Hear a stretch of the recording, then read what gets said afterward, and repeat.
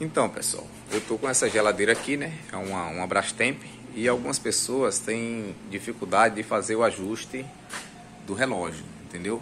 Tem dificuldade de fazer o ajuste da hora aqui, porque quando você liga ela fica piscando, né? E aí, às vezes você quer fazer esse ajuste e tem uma certa dificuldade. Então eu vou mostrar para vocês como é simples aqui no menu, certo? E se vocês gostarem, vocês dão um like aí, se inscrevem no canal, porque tem muitos vídeos interessantes, tá certo? Bom, nós temos aqui 3 teclas de funções, né? E uma das funções é o timer, certo? Então a gente vai pressionar o timer por 5 segundos e a função hora vai começar a piscar, certo? Então veja, ó, pressionei o timer, né, por 5 segundos e aí ele já entrou em modo de ajuste, certo?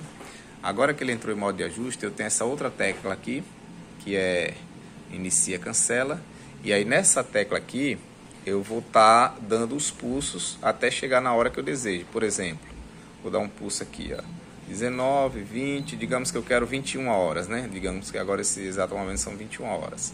Então eu retorno aqui no timer e confirmo, dou um pulso e confirmo, e ele automaticamente pula para a próxima função, que é minutos. Mesma coisa, eu vou dar os pulsos, né, até chegar no minuto correspondente, né, digamos que são 21h16, e aí eu retorno e confirmo e está feito o ajuste de hora, certo? Então espero que tenha ajudado. É uma informação rápida, simples, né, mas que muita gente tem dificuldade, né, e é isso aí.